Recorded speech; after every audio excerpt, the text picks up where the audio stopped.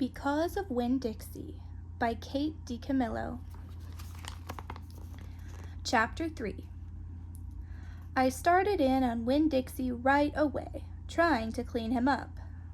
First, I gave him a bath. I used the garden hose and some baby shampoo. He stood still for it, but I could tell he didn't like it. He looked insulted, and the whole time he didn't show me his teeth or wag his tail once. After he was all washed and dried, I brushed him good. I used my own hairbrush and worked real hard at all the knots and patches of fur stuck together. He didn't mind being brushed. He wiggled his back like it felt pretty good. The whole time I was working on him, I was talking to him, and he listened. I told him how we were alike. "See," I said, "you don't have any family, and neither do I.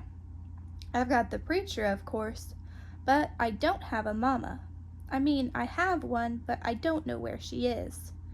She left when I was 3 years old. I can't hardly remember her, and I bet you don't remember your mama much either, so we're almost like orphans." Winn-Dixie looked straight at me when I said that to him, like he was feeling relieved to finally have somebody understand his situation. I nodded my head at him and went on talking. "I don't even have any friends because I had to leave them all behind when we moved here from Whately. Whately's up in North Florida. Have you ever been to North Florida?" Winn-Dixie looked down at the ground like he was trying to remember if he had. "You know what?" I said.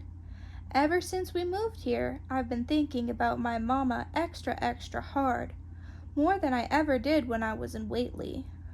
Winn-Dixie twitched his ears and raised his eyebrows. "I think the preacher thinks about my mama all the time, too. He's still in love with her.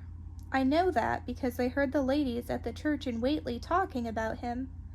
They said he's still hoping she'll come back, but he doesn't tell me that. He won't talk to me about her at all. I want to know more about her, but I'm afraid to ask the preacher. I'm afraid he'll get mad at me." Winn-Dixie looked at me hard, like he was trying to say something. "What?" I asked. He stared at me. "You think I should make the preacher tell me about her?" Winn-Dixie looked at me so hard he sneezed. "I'll think about it," I said. When I was done working on him, Winn-Dixie looked a whole lot better. He still had his bald spots, but the fur that he did have cleaned up nice. It was all shiny and soft. You could still see his ribs, but I intended to feed him good, and that would take care of that.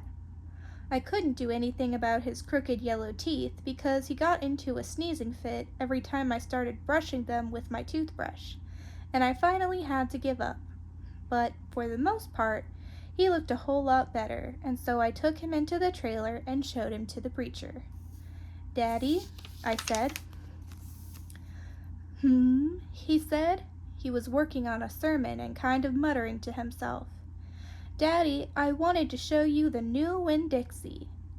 The preacher put down his pencil and rubbed his nose, and finally he looked up. "Well," he said, smiling real big at Winn-Dixie.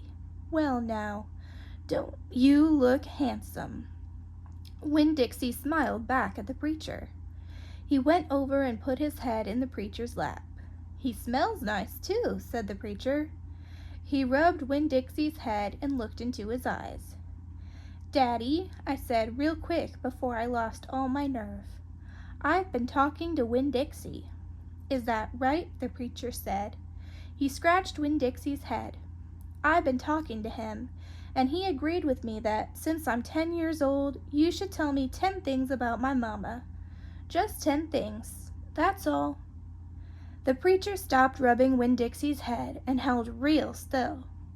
I could see him thinking about pulling his head back into his shell. "1 thing for each year I've been alive," I told him. "Please." Winn-Dixie looked up at the preacher and kind of gave him a nudge with his nose. The preacher sighed. He said to Winn-Dixie, "I should have guessed you were going to be trouble." Then he looked at me. "Come on, Opal," he said. "Sit down. and I will tell you 10 things about your mama. Chapter 4. 1, said the preacher. We were sitting on the couch, and Winn-Dixie was sitting between us.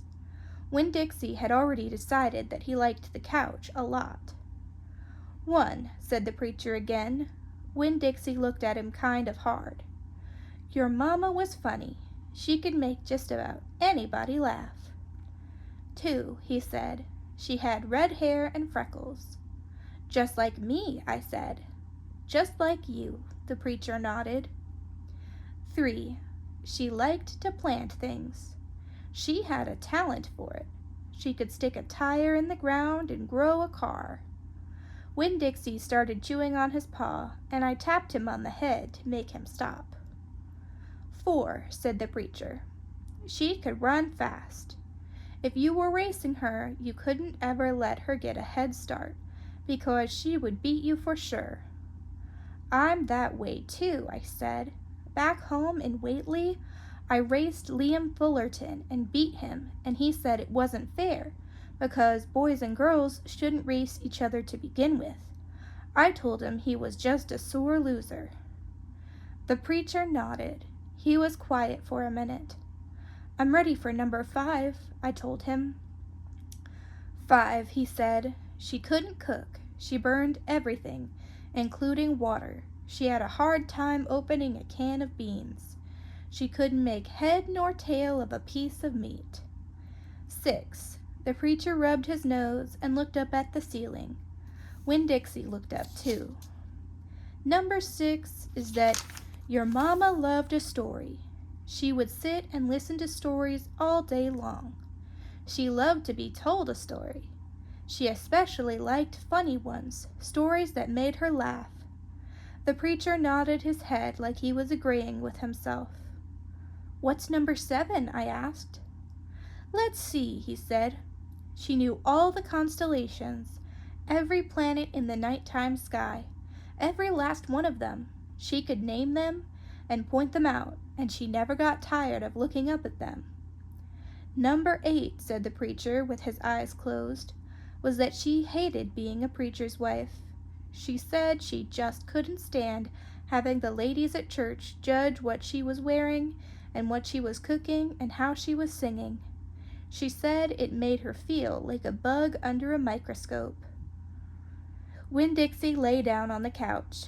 He put his nose in the preacher's lap and his tail in mine. 10, said the preacher. 9, I told him. 9, said the preacher. She drank. She drank beer and whiskey and wine. Sometimes she couldn't stop drinking, and that made me and your mama fight quite a bit. Number 10, he said with a long sigh. Number 10 is that your mama loved you. She loved you very much. But she left me, I told him. She left us, said the preacher softly. I could see him pulling his old turtle head back into his stupid turtle shell. She packed her bags and left us, and she didn't leave one thing behind. Okay, I said. I got up off the couch. Winn-Dixie hopped off too. Thank you for telling me, I said. I went right back to my room and wrote down all 10 things that the preacher had told me. I wrote them down just the way he said them to me, so that I wouldn't forget them, and then I read them out loud to Winn-Dixie until I had them memorized. I wanted to know those 10 things inside and out. That way, if my mama ever came back, I could recognize her, and I would be able to grab her and hold on to her tight and not let her get away from me again.